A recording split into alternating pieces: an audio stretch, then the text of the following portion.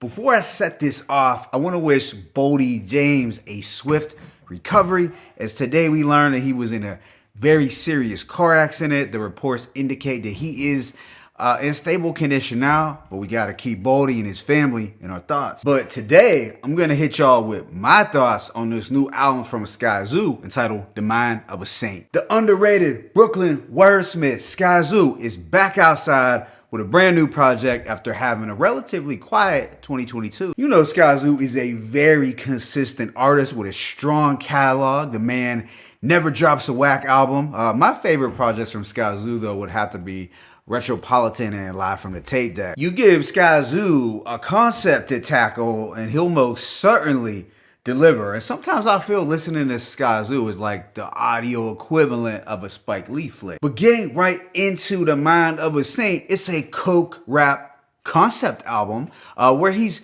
rapping from the perspective of the lead character on the show Snowfall, Franklin Saint. Now, Franklin Saint is this multifaceted, interesting, complex character. So it's really dope that Skyzoo chose to do this in-depth character analysis on the guy. The Mind of a Saint contains 10 songs lasting approximately 44 minutes. There are no features as Skyzoo goes at it alone with the mind of Franklin Saint in mind. And the production was handled entirely by the DC producer duo, The Other Guys, who I was not familiar with before this album. With that being said, let me go ahead and just hit y'all with this track by track breakdown. The opening track, Eminent Domain, is pretty much setting the scene, exposing the conditions that made Franklin choose the streets. He drops a reference to the birth of the crack era and Ronald Reagan's Iran-Contra affair with wasn't close to the Contras, but fuck it if he wasn't like first cousins. Track 2, Views from My Valley, has an attractive soul sample and dusty drums.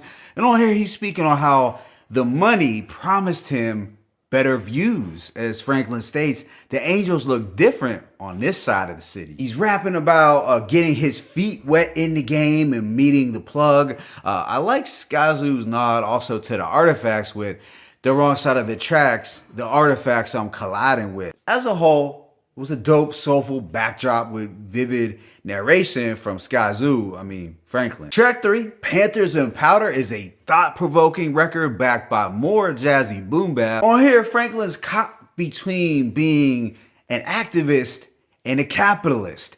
He's naturally a Black Panther because his dad had Black Panther roots, but the older he got, the Black Panther Party was stripped of their power by the U.S. government.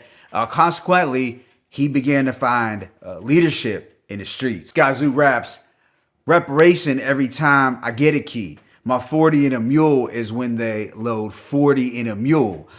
And Panther in my blood, shameful of my business. But the way business been going, shame ain't too expensive. Track 4, Straight Drop, could be the closest thing to a banger in terms of the energy level and the punchiness to the production. I love the Far Side drop interpolation. That was pretty fly. And on here, he's basically talking about having his whole block on smash. He's got the Av clicking to where they turn the city into Thriller. Yeah, this record just makes you envision those long lines that would stretch for blocks back in the crack era where tens to hundreds of thousands of dollars were made daily. The following track, 101, has a slightly more melancholy tone. The drums are crisp and there's the jazzy sax once more. We are getting some introspection from Franklin. He's entertaining blasphemous thoughts while doing some storytelling and analyzing the strengths and weaknesses within his own crew. He raps, my motto forever is the closer you stand together, the harder it is to see who you standing with. It is here where he also realizes that things are spiraling out of control, but he's already too deep in it to quit. The subsequent record, Bodies, has an even more solemn backdrop. On this record, he's finding himself justifying all the bloodshed and the bodies that are dropping. His uncle told him, though, the shit that comes with this is never worth the payment. I said, until a saint get involved and rewrite the amen. So He knows he's playing with fire, and you can feel his pain and anxiety on this track, but he's still committed to this crime boss life. Then on The Balancing Act, which is another favorite of mine, we get a shift into luxurious soul production. This contains the same Carol Douglas sample that Nas used on Remember the Times. It's a vibe-heavy, silky smooth beat. It is on this track where Franklin Saint gives himself his own flowers for being this Machiavellian boss of the streets. As a person who can compartmentalize, stay balanced, and juggle all the stressors that come with that lifestyle. The next track, Brick by Brick, contains a commonly used soul sample that's simple but effective. And here Skyzoo laces us with some top-tiered coke bars, the kind that would get admiration from Benny, Stove God, and Pusha T. He raps, "Till every rock come from the Church of Saint, we in the street. The white kicking business is about squares like Tina Marie." The second to last track is Apologies in Order, which has a smooth, multi-layered beat. I like the angelic vocal harmony and the sparkling pianos and synths.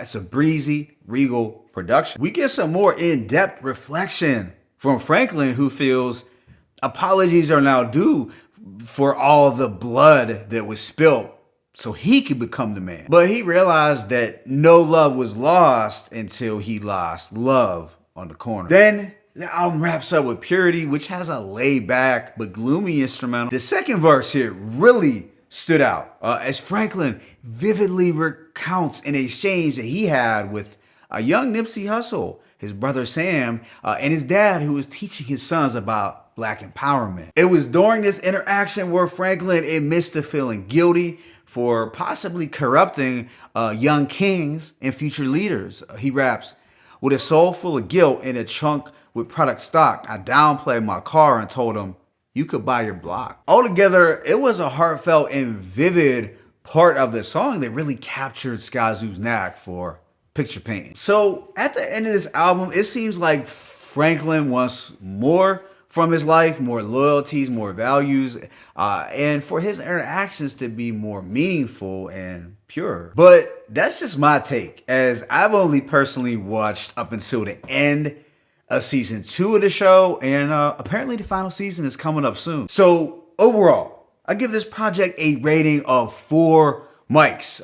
It might go up with more listens, but it's definitely no lower than a 4 at this point. Once again, Skyzoo executed a concept brilliantly. From start to finish, this soliloquy was cinematic, and it made me want to go back and watch the rest of the series, real talk. I would say if you never watched any of the show, you should still be able to get somewhat of an idea of what is going on, but watching the series would definitely enhance your appreciation even more. The production from the other guys was a nice blend of soul, jazz, and boom bap, and I did appreciate the drum presence throughout. I guess my only slight drawback was that I felt that the saxophone refrains that popped up in at least half the track sounded very similar and were perhaps overused for my ears at least, but wasn't a big problem. So yeah, this was another dope Skyzoo project that is likely to elicit positive feedback. And I feel a few artists at this point are able to consistently attack a concept like Skyzoo and paint a picture in such a thoughtful and movie-like way. My favorite tracks include Views from the Valley, Straight Drop, The Balancing Act, Brick by Brick, Apologies in Order, and Purity. Let me know what you thought of this album in the comment section. It's your boy Mixtape Moth. I'm signing out, but be sure to hit that like button and please subscribe. As always, it's peace and blessings. Skyzoo, the other guys, the mind of a saint. 1.